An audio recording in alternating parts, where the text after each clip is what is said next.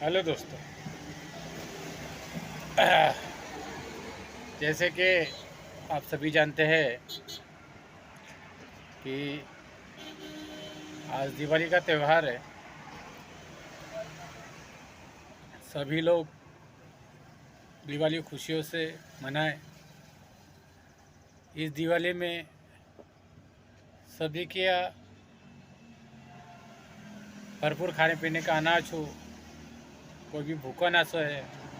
हर एक व्यक्ति आगे बढ़ने की ओर प्रयास करे और वो आगे बढ़ता रहे।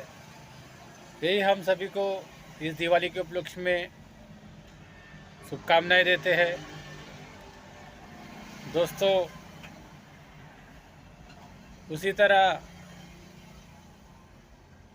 कुछ दिव्यांग के बारे में भी हम चर्चा करेंगे। जैसे कि दोस्तों, महानगर पालिका ने जिन दिव्यांगों को 50,000 रुपये दी थी,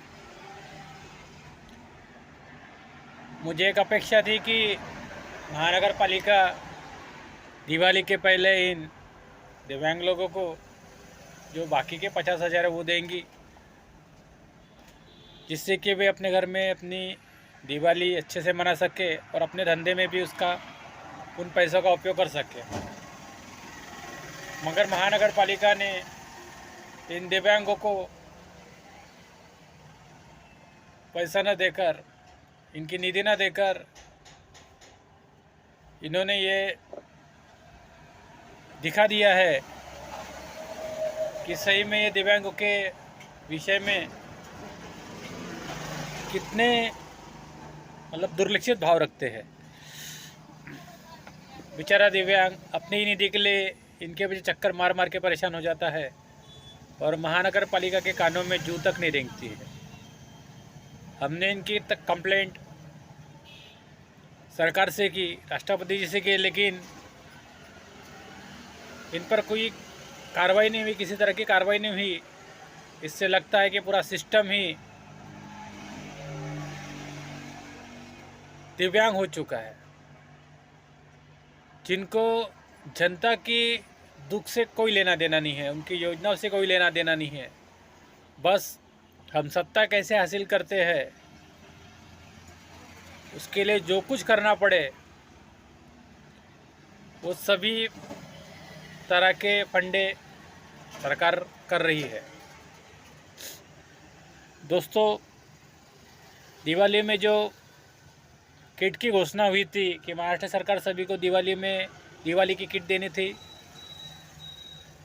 आज लक्ष्मी पूजन का दिन है, लेकिन अभी तक महाराष्ट्र में बहुत सारे लोगों को उसका कोई लाभ नहीं मिला, कि बहुत सारे लोगों को किट नहीं मिली। इस तरह भी देखते हुए मुझे नहीं लगता कि ये सरकार हमारे दिव्यांगों के लिए कुछ करेगी। तो दोस्तों, अब तो मैं अपने जनता से ये एक अपील करना चाहूँगा कि सरकार तो हम दिव्यांगों की तरफ ध्यान नहीं दे रही है, लेकिन जो कोई अच्छे घर के लोग हैं, जो अच्छा कमाते हैं, जिनके घर में एक आय का अच्छा स्रोत है, अच्छे बड़े बिजनेसमैन हैं, ये अपने आस पड़ोस में दिव्यांग को देखे और जो कुछ उनसे हो सकता है उनकी मदद करें, ताकि इस दिवाली का जो हर्ष है वो दिव्यांगों का भी दुगना हो। सरकार ने निराधार के पैसे भी नहीं इस साल बढ़ा पाए,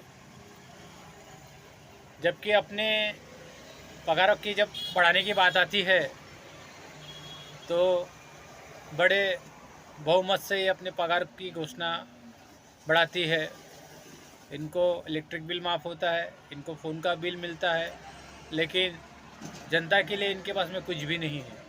तो दोस्तों, अब इस सरकार से तो हमने अपेक्षा करना ही छोड़ दिया है, लेकिन आने वाले समय में इलेक्शन है, ये लोग हाथ जोड़कर अपने पास आएंगे और आपसे वोट मांगेंगे। आपने सभी ने सवाल करना है कि इन 5 सालों में आपने किसकी योजना के कितने पैसे बढ़ाए। संजय निराधार गांधी के 1 रुपये भी नहीं बढ़ा पाइएगा। जो हमारा दिव्यांगों का 5% निधि का जो वाटअप होता है उसमें भी ये खास दिखाते नहीं है। दिव्यांगों को बार बार मूर्छी लेके जाना पड़ता है। आमदार निधि जो होता है दिव्यांगों के लिए, वो आमदार खर्च नहीं करते। अगर कोई आता है तो वो सीधा महानगर पालिका में जाकर के भेज देते हैं। और इनको जो निधि मिलता है उसमें भी हर एक आमदार अपने अपने लेवल पे घोटाला कर रहा है। खासदार निधि भी खर्चा नहीं हो रहा है। सेंट्रल गवर्नमेंट का फंड कहाँ जाता पता ही नहीं है।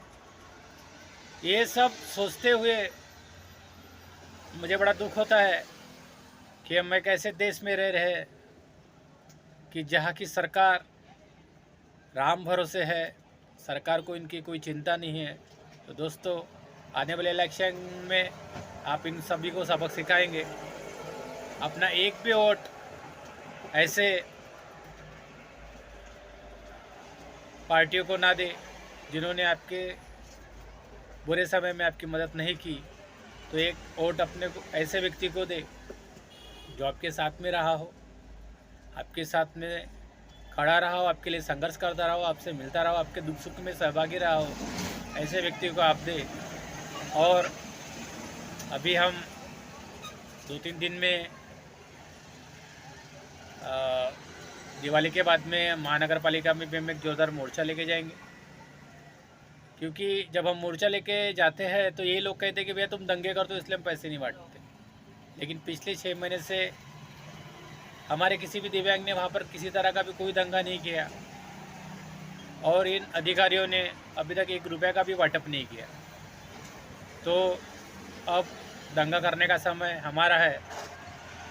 और इसीलिए सभी दिव्यांगों को मैं ये घोषणा देता हूँ कि अब आप घर में चुप ना बैठे, अपने हक के लिए लड़ाई करें और अपने हक के लिए सभी लोग तैयार हैं।